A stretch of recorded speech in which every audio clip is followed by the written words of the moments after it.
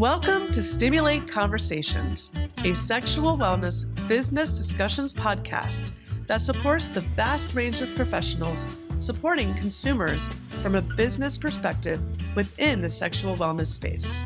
My name is Nicole Lameck, your host, and the founder of Stimulate, a B2B sexual wellness trade show held annually in Nashville, as well as many other Stimulate experiences throughout the year.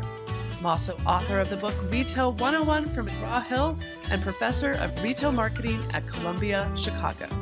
From head to toe, young to mature, purpose to pleasure, Stimulate Conversations is committed to supporting sexual wellness professionals.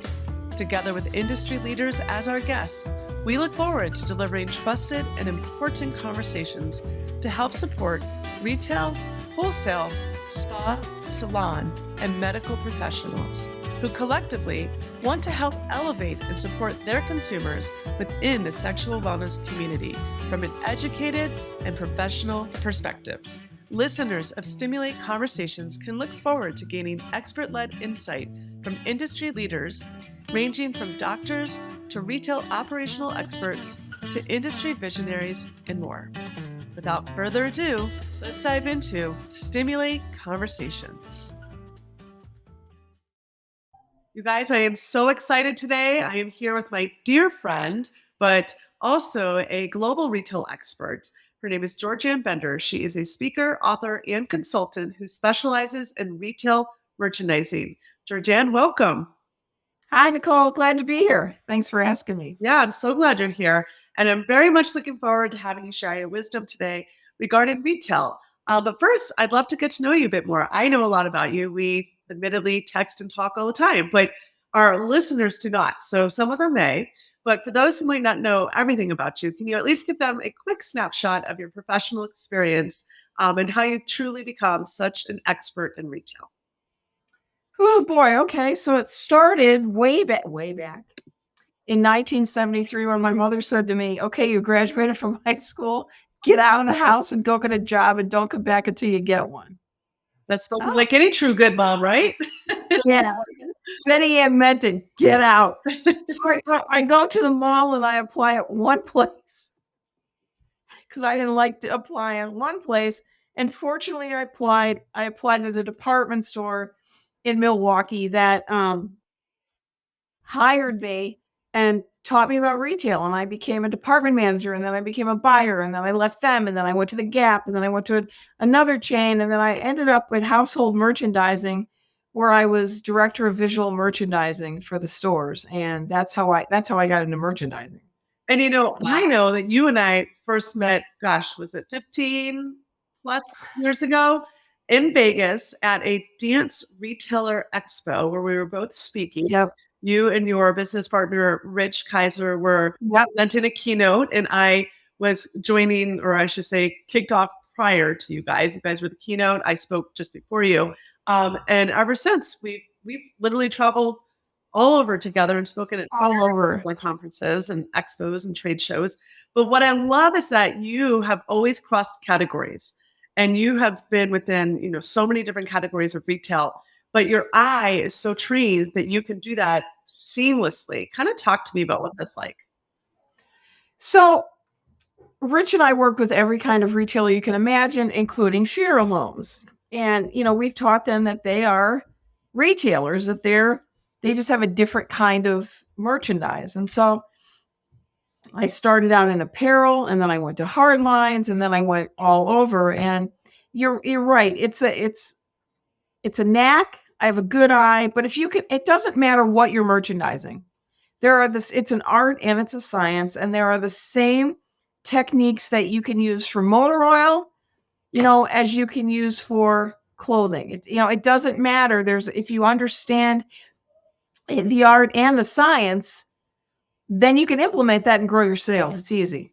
Yeah. And I love that analogy there because, in Stimulate, we support sexual wellness professionals across a lot of categories. Some of them are spas, some of them are wellness clinics, some of them are what we consider adult novelty retailers.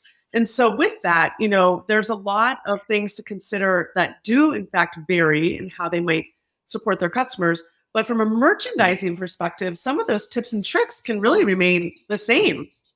Absolutely doesn't matter. You might be, your retailers might be merchandising toys, or they might be merchandising lubricants, or, lingerie. It doesn't matter.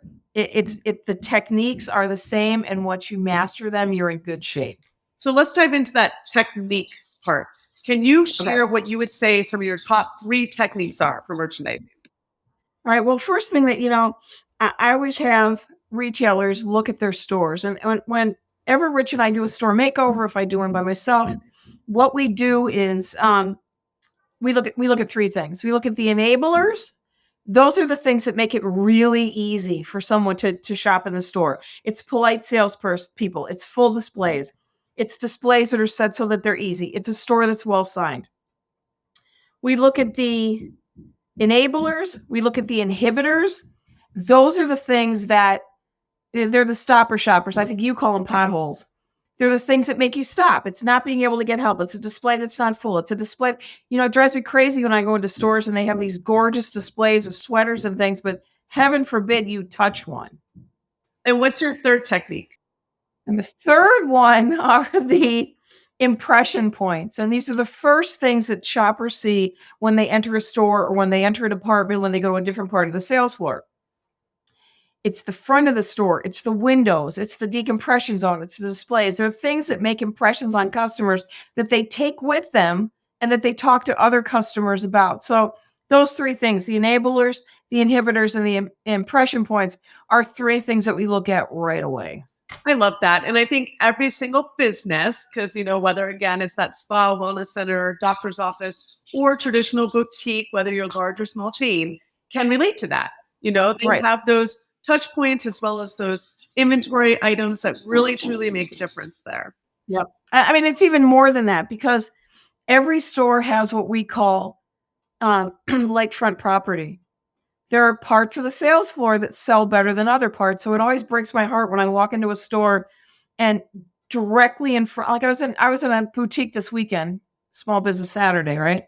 Walked into this boutique, lovely store, walked into a second room in the store. They were kind of stacked, second room. And there's this giant checkout counter horizontally filling the space. So it was a barrier between you and the rest of the merchandise that was behind there. Why would you do that? Or why would you put your checkout counter on the right side, which is the best selling space in the store, so that when I walk in and I'm immediately thinking about checking out? So, I think honestly, because you and I have talked about this a million times, like you and I can walk into any business with a very critical eye, but also a supportive eye. We want them to do better, right? Absolutely. Whereas so many people fall in love with what they're selling or what they're doing. Retail becomes maybe secondary to what they intended. So they don't know. Is that old-fashioned saying, you don't know what you don't know, right? Right. Okay, so Georgianne, you mentioned it was Small Business Saturday this past weekend, and we are having a chat pretty much going into the celebratory season of holidays, right? And shopping. So 'tis the season for tips and tricks specifically for holidays. Can you share with our listeners what advice you would offer them this time of year specifically when it comes to leveraging merchandising to help boost those additional sales? Yeah, but can I throw something else in first? Of course. Probably preaching to the choir, the people who are listening to this, but there's a store in the town near where I live it's a ladies' boutique, and I go in there every single time I'm in this town. So I've been in there hundreds of times. And I keep track of, has anybody ever said hello to me when I'm in there? They never have, ever. History of man.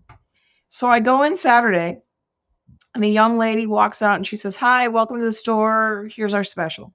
Okay.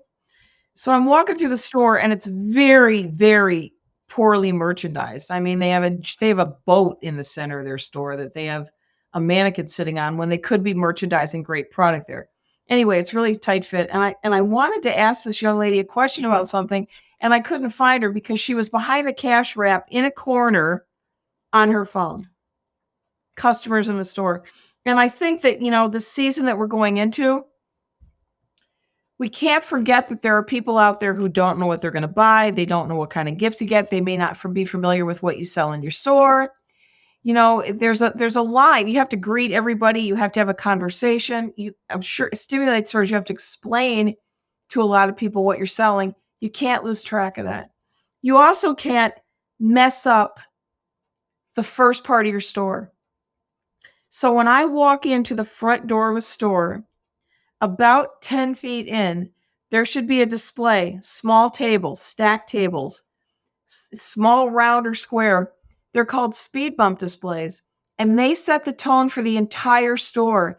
And it should be the best, newest, hottest merchandise that you don't want shoppers to miss. It should be cross merchandise so the customer buys more than one item off of that table. But I mean, there are key areas in your store service and key areas merchandising that if you mess those up, especially during the holidays, you're going to regret it. Well, and to your point, first impressions are really everything. I mean, when you first walk in, that's your lakefront property, as you referred to it earlier, right? That is your key spot. So I couldn't agree more. I mean, I'm in and out of stores all the time. I had the pleasure of being in Palm Springs recently, went to a lot of new stores. And to your point, I was not greeted, unfortunately, at two of the stores in particular I'm thinking of right now. But I was approached later once I browsed a bit. So I did get some interaction. And I think it's really important that the merchandising complements that as well. And I'm not agreeing that people should not be saying hello by any stretch of the imagination here. I do think we need to start to talk about like signage and what are the things that you can do, knowing not all of your staff is going to communicate effectively. Is there a sale going on, an incentive, a holiday special, offering gift wrapping? How can you further communicate to your attendees, your audience, I should say, of customers? If we can't always trust our sales associates to be talking, how can you do that through merchandising? Well, if you look at labels on product that no one can read because the type is too small, and after the age of 40, you need reading glasses. And for some of the type on packaging, good luck with that. But manufacturers put everything they possibly can on labels because they know that there's not always going to be someone there to help a customer when they need help. Certainly in self-service stores, they're not going to get that. But absolutely, in independents, the sales associate might be helping another customer. But it's important. Like you said, you were greeted later on in the store. Just look up at me and make eye contact and smile. That's all you got to do. But your signing should tell me, what's important. If you're selling to men, they need to know the features so that they can figure out the advantages and the benefit as to why they need to buy that particular product. And women want to know, why it's useful and who's going to use it. And stores are interested. And I can't remember the statistic, Nicole, but I know it's over 20%. Merchandise that's signed sells better than merchandise that is not signed. That is a great point, Georgianne. I've actually received data every year, as I know you and I both do. And one of the facts I often receive is that 1 out of 3 customers do not want to be spoken to. And that does not include my dog, who's currently barking because he clearly wants some attention. She's in a conversation. Yes, but for many customers, they don't want that attention. And so that's something to think about too. So the rhyme and reason, it's almost like, I love those signs in stores that tell you what to do. Like pick me up or turn me on or telling you how to interact with product so that the customer has that sort of welcoming approach of, hey, I can actually engage with this. Right. And, in a sexual wellness store, you can have fun with the signage. You can use double entendre as long as, it's not horribly offensive. But you can have a lot of fun with your signage. And people who walk in, myself included, we're not that comfortable with everything that's in there. So it takes a while to, the curiosity and, maybe I don't want to talk to somebody about it yet, but I want to read the sign. I want to read the package. I want to read the brochure. I want to do something. But I like to know that there's somebody there who's going to help me when I need them. So, signing is really important. And the other statistic is that 70% of purchase decisions are made in store. So they're not even making the decision until they're in the store. They see something they like and they buy it. They had no intention to buy when they came in. That's a huge number. That's a huge number. And I think, I often talk about the path to purchase, which is often begins digitally, possibly it even begins over conversations with a friend where you're inspired to want something a little later. But that can often get you to the store. But to your point, you might purchase something else. So that really does go back to the merchandising. and the power It does. display for sure. Well, there's another statistic that store planners relate to a lot, and I am a store planner. So, 50% of your sales floor is never seen by shoppers. That's a scary statistic, but I want you to think about it. If you went to the grocery store just to buy milk, grocers do everything possible to get you to stop and buy something on their end caps when you're going to get the milk. Um, um, in a sexual wellness store, you want people to go through each category in the store. If you don't, they're not going to see every category in the store. So you're talking about path to purchase in the store. How you set your fixtures determine how people shop your store. And some retailers don't think about that, but it's really important. You want to move me from one part of the store to the other part of the store. 100%. And you can only do that by how you place your fixtures and merchandise. Well, and I like to refer to that as staples and statements. So your staple would be like the milk in a grocery store, but your statement might be like eggnog during the holidays. Or your staple could be red roses, but your statement might be tulips in the spring. So when we think about sexual wellness or whatever store or inventory within your store that defines it, start to think about that. You have your basic white T-shirt, but then you might have your top with rhinestones, and it could be, anything, of course, across any category. So it's always a great way for retailers to challenge themselves to say, how can we get people to walk by all of these statements just to get to what we know they're going to buy? Right. Or, I come in to look at toys, but a great add-on to that is lingerie. So what is the path that's going to get me from one department to another when people have to think about those things? So, yes, it sounds like a lot of manipulation, but I always ask retailers this question. If you're listening, I'm asking the question to you. Have you ever been to a Target store to buy one thing? You go in to buy Windex, right? But you walk out with a cartload of product that you had no intention of buying, and you're a retailer and you're smart and you understand merchandising. But when you get in that environment, sometimes you just can't help yourself. Okay, so I want to switch gears a little bit, Georgianne, because a lot of times the challenges that retailers, again, spas, wellness clinics, whomever may have, is actually identifying what to use to best merchandise within their store. I mean, the inventory is a guarantee. Tables are a semi-guarantee. But are there any other sort of affordable or unexpected ideas you can share with our listeners to help them sort of boost engagement through merchandising? Okay, that's a really good question. And there's pros and cons. So first of all, the fixture should never stand out. It's more about the merchandise. You don't want people walking through your store and going, "Oh, look, I love that fixture. Look at that." It's okay to have an occasional armoire or an antique table that you're putting product on. But if the fixture becomes a showcase and overtakes the merchandise, then that's a problem. There are a million fixture vendors. All you have to do is Google store fixtures, and you can see every kind of fixture in the world. There are a gazillion accessories companies. Can I plug one? I have nothing to do with them, but Tripar, Tripar, has really nice accessories that would be great for a sexual wellness store. And I'm talking about props and things. I know a lot of retailers who go to antique stores, or they go through really nice neighborhoods on trash days and have picked up lots of great farm tables that you can paint, and shelving units and things. And so you really have a lot of flexibility when it comes to fixturing. If you have fixtures on your wall, I always like to remind retailers, please, if you have any kind of shelving unit, a lot of people buy things from IKEA. IKEA is maybe not meant to be a store fixture. So make sure that you have attached it to the wall, because heaven forbid it fall off and hit a customer.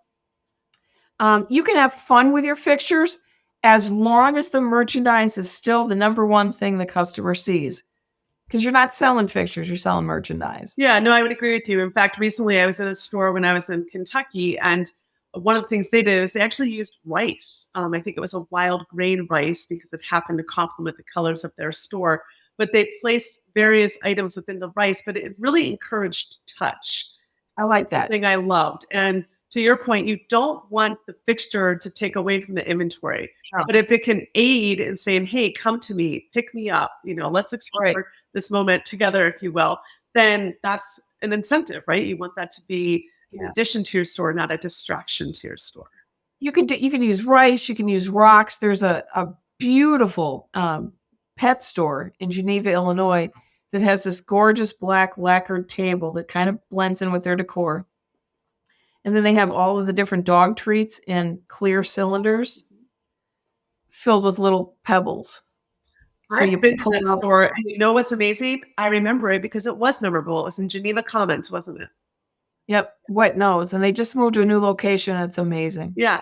See, and that's what a great store does. It creates a memory. I haven't probably been there in 10 plus years, but I remember Yeah. that store. And so that's what a good store should do, is be memorable. Exactly. So with that, I want to finish today by doing what I do on all of our episodes of Stimulate Conversations. And that is go through a series of sort of quick rapid fire questions, if you will. So I'm just going to kick them off. And if you can, just quickly reply with a few words, maybe a quick sentence at most, and we'll go from there. Ready to go? Okay. Yeah. All right. What does sexual wellness mean to you? Well, when I first got involved with Stimulate, it meant something a whole lot different than it does now. Now, to me, it means wellness. Fun stuff, but also how to take care of myself and my body. And yeah, it's a much bigger category than I thought it was. Well, and I will chime in by saying, I always say sexual wellness is head to toe, young to mature, purpose to pleasure. So I think you and I've talked about that, and I know you now see it as well. Yeah. And how do you define good customer service? Make eye contact with me, smile.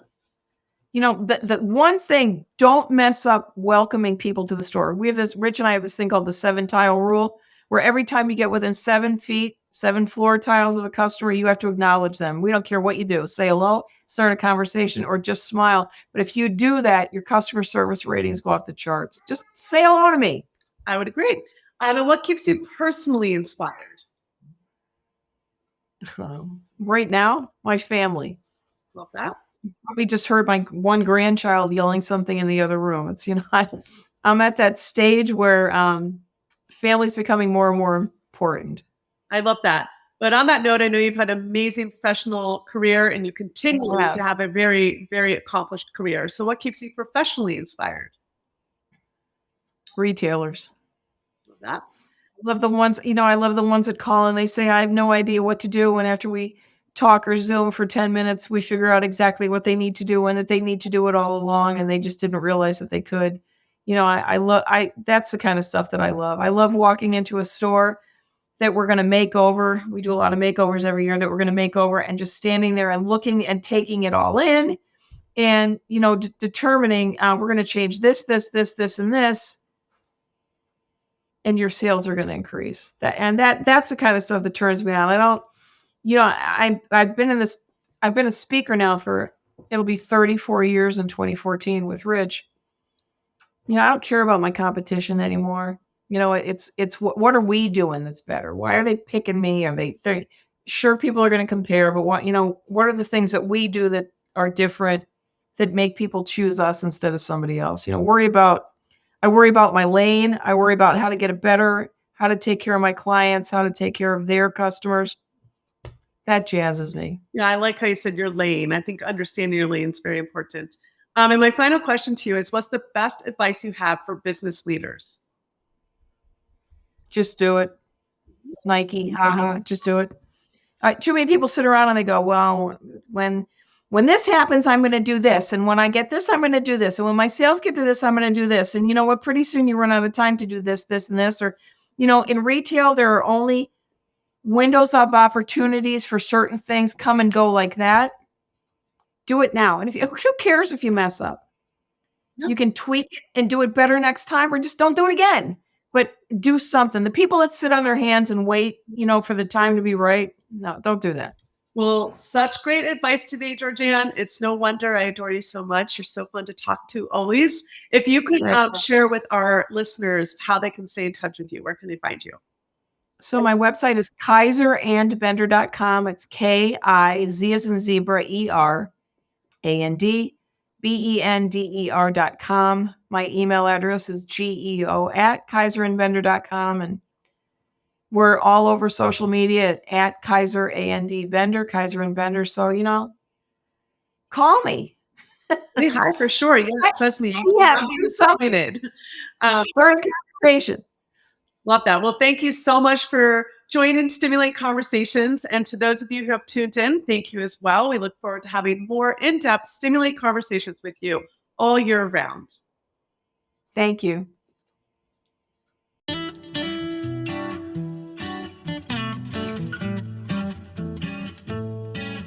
Stimulate Conversations offers year-round ways to stay in touch between our podcasts, including a private Facebook community for ongoing and more in-depth discussions, which you can find via Facebook at the group name Stimulate, Sexual Wellness Business Discussions. You can also stay connected via Instagram at the handle Stimulate the Show.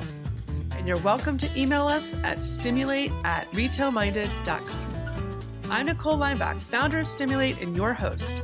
And together with the entire Stimulate team, we look forward to continued discussions that will, you guessed it, keep you stimulated on the business of sexual wellness. Till next time, stay stimulated.